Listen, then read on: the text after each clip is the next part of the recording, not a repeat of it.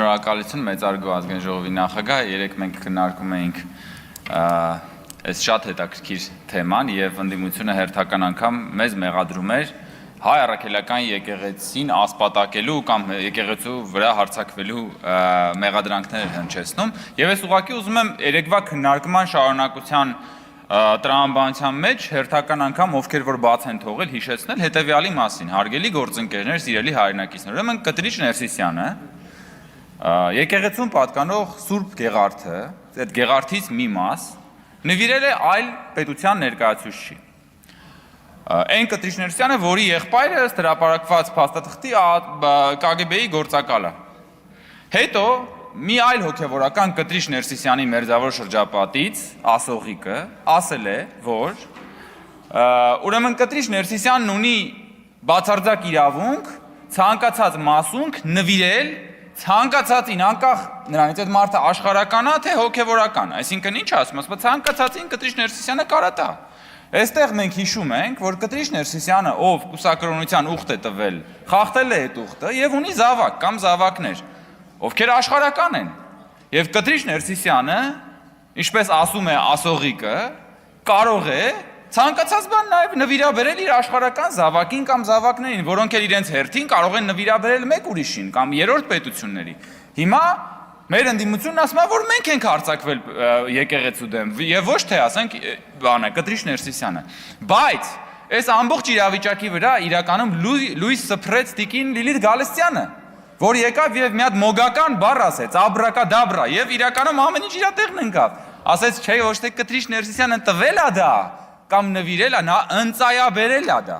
Այդտեղ ամեն ինչ տեղն ընկավ։ Քանի որ Կտրիչ Ներսիսյանը ոչ թե տվել է, նվիրել է, այլ ընծայաբերել է Գեղարդը, ուրեմն ամեն ինչ նորմալ է։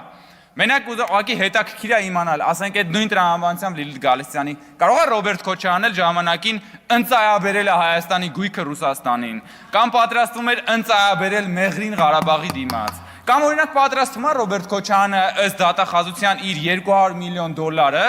ընծայաբերել Ղարաբաղից տեղահանվածներին։ Մենք անցած տարի 250 միլիոն վարկ ենք վերցրել պետությունը, որ Ղարաբաղից տեղահանվածների բնակարանային հարցը լուծի։ Ես առաջարկում եմ Տիկին Գալստյան, ձեր ղեկավարին ասեք, որ իր այդ 200 միլիոնը ընծայաբերի, նվիրի Ղարաբաղից տեղահանվածներին։ Շնորհակալություն։ Մեծարգո նախագահ, շնորհակալ եմ։ Հարգելի գործընկերներ, իհարկե անօգուտ է կրկնել ընդդիմության համար, որ մեր սահմանադրության մեջ գրված է, որ կրոնական կազմակերպություններն են անջատ պետությունից, այլ ոչ թե եկեղեցին է անջատ պետությունից, եւ պարոն Դանիելյանը 3 ամբիոնից կրկին անգամ ասեց, որ եկեղեցին է անջատ պետությունից, որպեսզի այն արտոնությունը, որը նրանք երևակայում են, վերաբերելի լինի ոչ բոլոր կրոնական կազմակերպություններին։ Այդ պարագայում ակնհայտ կդառնար, որ խոսքը ոչ թե արտոնության մասին է, այլ սահմանափակման մասին է։ Բայց նաև նա մի երկրորդ միտք էլ հավելեց, կրկնելով, որ սահմանադրության այս դրույթը, թեկուզ աղճատված,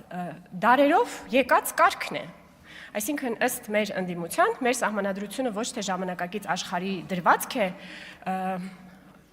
ձևակերպել, այլ ինչ-որ մի դարավոր կարգ։ Ուզում եմ հստակեցնել, հիմա ես կբացեմ, թե սա մասնավորապես ինչ են շակում, հստակեցնել, որ ամեն ինչի դարավորը չէ, որ լավ է։ Եվ եթե դուք ասում եք, որ պետության կարգը սահմանադրության մեջ ուրեմն դարավոր կարգն է, մի պահ պետք է վերադառնանք եւ հասկանանք, որ նախ մենք տևական ժամանակ պետություն չենք ունեցել, հետեւաբար դա այլ պետությունների եւ եկեղեցու հարաբերության մասին է ամենայն հավանականությամբ ձեր երևակայության մեջ, իսկ երբ ունեցել ենք, խոսքը եղել է նախարարական տների մասին եւ այո, ձեր քաղաքական գիծը, եթե վերլուծենք, մոտավորապես այդ նախարարական տների նմանությամբ երևակայվում է, որ կա Ներսիսյանների ընտանիքը, խոշոր կալվածատեր հայ առաքելական եկեղեցու հողերի եւ վանքերի, կա Կարապետյանների ընտանիքը, կա Քոչարյանների ընտանիքը, դա ձեր քաղաքական երևակայությունը եւ դուք երևակայում եք, որ դա նրանցից յուրաքանչյուրը իր ազդեցության գոտին ունի եւ նրանք միմյանցից անջատ են։ Եվ քանի որ այս ընկալումը կա, ես օրենքի համատեքստում ուզում եմ ապագա բոլոր գործընթացների համար հստակեցնել, որ օրենսդիրի մենք կքվեարկենք այս օրենքը եւ ինքը ուժի մեջ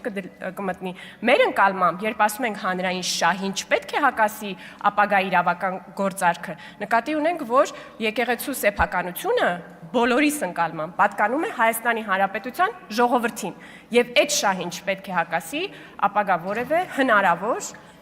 գործարք։ Շնորհակալ եմ։ Շնորհակալություն, ազգային ժողովի մեծարգո նախագահ, հարգելի գործընկերներ, երկու բան եմ ուզում ավելացնել։ Երեք պարոն Խաչատրյանը հարց ուղղեց, իմ կարծիքով ամենակարևոր հարցը, որ հնչեց այս ամբողջ ընթացքում բովանդակային առումով, ինչ կլիներ, եթե Գեղարդը գտնվելիս լիներ ոչ թե Մայրաթոռում, այլ ասենք Երուսաղեմի Պատրիարքարանում, սա շատ կարևոր հարց է։ Ես փորձեցի ամբողջ այս ընթացքում եղած ժամանակը ծախսել նրա վրա, տեսնել թե ինչպես է Իսրայել պետությունը պաշտպանում իր մշակութային ժառանգությունը, պարզվեց, որ Իսրայել պետության տարածքում գտնվող անկախ նրա այն հանգամանքներից, թե ոնց է գտնվող ցանկացած իր, որը թվագրվում է 1700 թվականից առաջ, ավտոմատ կերպով պատկանում է Իսրայել պետությանը եւ չունի օտարման որևէ տարբերակ նվիրատվության կամ վաճառքի եւ դրանով վարվում է ռեեստրը եւ դրանով զբաղվում է Իսրայելի պետական հնությունների վարչությունը եւ սա խիստ կարգավորվում է, հետեւաբար եթե այս իրադարձությունը տեղի ունենար Իսրայել պետության մեջ, ամենայն հավանականությամբ գործարքը առ ոչինչ կլիներ եւ այդ մարդն էլ կրելիս կլիներ քրեական պատասխանատվություն։ Ահա հարցի պատասխանը։ Ես առաջարկում եմ, որ պարոն Խաչատրյանը ազատ ժամանակ տրամադրի եւ մտածի այն մասին, թե ինչ կլիներ արդյոք, եթե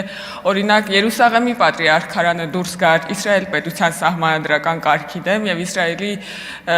կառավարության եւ վարչապետի դեմ ընդդիմադիր շարժում սկսեր, ինչպես կվերականգներ Իսրայել պետությունը իր սահմանադրական կարգը եւ կարելի է նաեւ չպատասխանել այս հարցին, բայց արժե մտածել։ Սիրելի քաղաքացիներ, այն ինչ մենք այս փոխադարձ մեղադրանքներից անդին առաջարկում ենք, հետևյալն է, որ Հայաստանում գտնվող եկեղեցիները, որոնք առաքելական եկեղեցիներ են, պետք է պատկանեն Հայաստանյաց առաքելական Սուրբ եկեղեցուն եւ ծայրահեղ, բացառիկ դեպքերում միայն պետք է հնարավորություն լինի դրանք վաճառել կամ օտարել, այն էլ եթե հիմնավորվի դրա հանրային անհրաժեշտությունը եւ կառավարությունը համաձայնություն տա, այսինքն բազմաթիվ օղակներ անցնելով, եթե այդպիսի տարբերակ լինի, ավարտում եմ պարոն Սիմոնյան, եւ ես հույս ունեմ, որ բոլոր մարդիկ այս դահլիճում մտածում են, որ եկեղեցիները պետք է մնան եկեղեցու մոտ։ Շնորհակալություն։ Մեծարգո ազգային ժողովի նախագահ, հարգելի գործընկերներ, սիրելի հայրենակիցներ, ճիշտ ասած մտադրություն չունեի ելույթ ունենալու, բայց երեք այստեղ այնպիսի մտքեր հնչեց, որ չարձագանքել չեմ կարող։ Ճիշտ է, ժողովուրդը օգնել են, արդեն մենք ասեցինք, դու ասեցիք, նրանք ասեցին, բայց այս դիսկուրսի մեջ չէի ուզում մտնել, բայց պետք է ասեմ։ Հարգելի ընդդիմադիր գործընկերներ, ոնց կարելի է մահկանացու մարդուն, միս ու արյուն ունեցող մարդուն, ուխտը խախտած մարդուն,